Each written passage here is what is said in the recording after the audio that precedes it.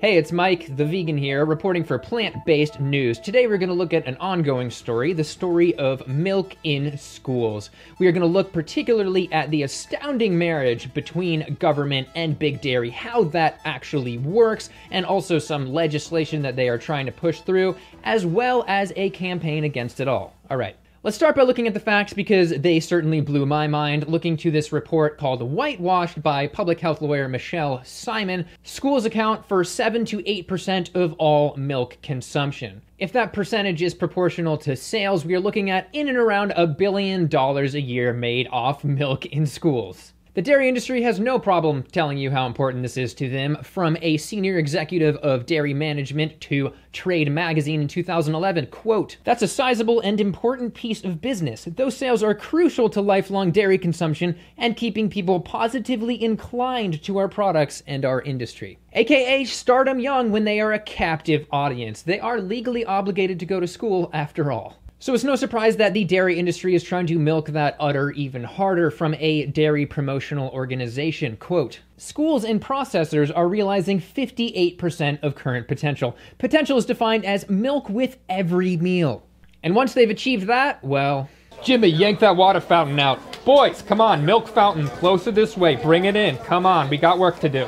Well, we will mainly be looking at the US here. We have had large international organizations pushing the consumption of milk in schools for a while now. From Seed the Commons, quote, "World School Milk Day was launched in 2000 by the United Nations FAO to raise awareness of school milk programs and to encourage schools and other institutions to do more to promote dairy." Seed the Commons and Mothers Against Dairy teamed up this year to protest World School Milk Day with their hashtag Getmilkout campaign on September 30th. You can probably tell it's a play on that Got Milk campaign, but did you know that that campaign was funded by the Dairy Checkoff, which is a perfect example of the marriage between government and industry, essentially acting as one. The Dairy Checkoff is a milk promotion program that is overseen by the U.S. Department of Agriculture. They are funded by 15 cents for every 100 gallons of domestic milk or milk equivalent sold, and 7.5 on imports. This is a fund that totaled about $426 million in 2016. That's almost $500 million. It takes that cash and does ridiculous things like this program, Fuel Up to Play 60. It is the largest in-school health and wellness program and was started by the National Dairy Council and the National Football League, or the NFL. So now you can start your children off with brain damage from slamming into each other and also diabetes from slamming down the chocolate milk. Neither of these organizations belong in public schools. Now back to Whitewashed, it is, quote, "Active in more than 73,000 schools, it enjoys $50 million annually from Checkoff money, or $250 million over a 5-year period. One of the program's, quote, success stories features a school in West Fargo, North Dakota, which put up posters promoting Dairy Week, distributed free Greek yogurt samples, and gave out yogurt bars for correct answers to their dairy trivia game." All right, kids, what's healthier, soy milk or cow's milk? Soy milk. Billy, that's the wrong answer. Guys, come over here. We're going to waterboard him with soy milk. Still think soy milk's healthy, Billy? Yes, they were giving out yogurt, which means that this conversation is about more than just milk. It's about all dairy products, such as cheese, which is the main source of saturated fat in the U.S. diet. Which brings me to another Checkoff-funded program, which is Domino's Smart Slice program, which bought pizza to 3,000 schools and 38 out of 50 states by 2014. Don't worry though, because according to this 2016 Domino's document, the carcinogenic processed meat they put on their pizza has less sodium than their normal carcinogens. Fuel up to colon cancer. 60. Now to some legislation that has been proposed to keep this type of behavior going. There is the School Milk Nutrition Act of 2017. From Ohio's Country Journal, quote, "The School Milk Nutrition Act of 2017, introduced by Representative Thompson and Courtney, would allow schools to offer low-fat and fat-free milk, including flavored milk, with no more than 150 calories per 8-ounce serving, to participants in the federal school lunch and breakfast programs." Surprise! This is overwhelmingly supported by the industry. From the CEO of the National Milk Producers Federation, quote, "When kids don't drink milk, it's extremely difficult for them to get sufficient amounts of 3 of the 4 major nutrients most lacking in children's diets: calcium, potassium, and vitamin D. Okay, well, a cup of whole milk only supplies about 7% of your daily value of potassium at about 320 milligrams. Interestingly, a cup of coconut water has almost twice that.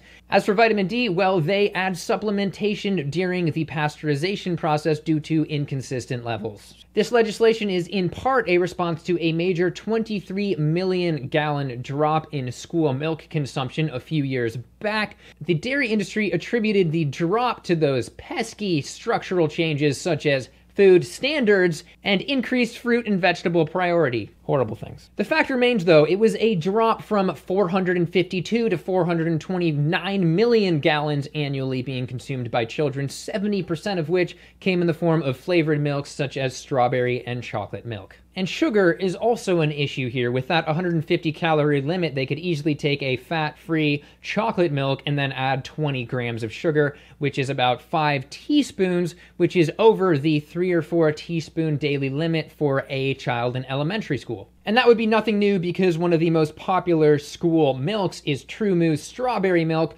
which has 21 grams of sugar. And the overarching fact here is that 11% of all sugar is put into dairy products. And I mean, I know I didn't want to drink plain milk. And from this Milk Processors Education Program report in 2010, quote, "In 58 schools in which flavored milk options were removed or limited to only certain days of the week, milk consumption dropped an average of 35%. In fact, 5 of the schools saw consumption drop more than 50%. When flavored milk leaves, essential nutrients leave with it." So does the saturated fat and the mammalian hormones, which we will touch on in a second. But first, I want to look closer at chocolate milks and programs with chocolate milk by the Dairy Checkoff. We have Chocolate Milk Has Muscle through the Wisconsin dairy industry, and also Raise Your Hand for Chocolate Milk, the industry's effort to keep chocolate milk in schools.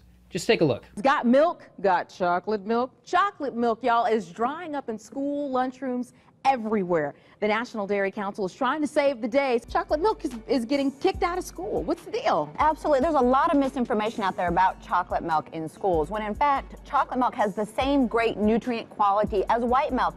Only has an additional 60 calories, which most kids can handle if they get enough physical activity. And a quick note about hormones, because dairy does contain actual mammalian hormones. From this study, after drinking milk, they were able to demonstrate a statistically significant rise in estrone, a type of estrogen in both sexes, and about a 20% drop in testosterone in men. And this is very important because children are susceptible to exogenous hormones. This UK study that looked at 9,000 men found that drinking milk in adolescence gave men a 320% risk of developing prostate cancer. And from this study, quote, "Several components of dairy products have been linked to early menarche, or first periods for girls, which is becoming a major problem in the US. Probably because they're getting that injection of mammalian estrogen 58% of the time they eat at schools." So milk was clearly not intended for human consumption, also evidenced by the 75% of the world that is lactose intolerant. The dairy industry's answer: lactose-free milk in schools. In conclusion, the dairy industry has its claws buried quite deep within the school system. They have their nefarious goal of serving milk at every single meal. Meanwhile, children in schools are being exposed to 450 million gallons of milk worth of saturated fat and that added sugar and also those exogenous hormones. All the while, the dairy industry hides behind utterly false notions of nutrients that can easily be gotten from other foods or are added supplementally anyway. So at this point, what can you do if you want to stop this? Probably the single best thing to do is get involved in local politics, pressure your local school board, and just be a involved citizen. All right, that's it for this plant-based news expose. So what do you think? Is there any hope to get the dairy industry out of schools? Let us know down below if you have any other solutions for doing this. More creative, the better. Just go for it. Okay, feel free to subscribe to plant-based news and also my channel, Mike the Vegan, and also share this video. Get the word out there, like it to get it more relevant, and I will see you next time. Thank you for watching. Got milk, got chocolate milk. Chocolate milk, y'all, is drying up in school lunchrooms everywhere.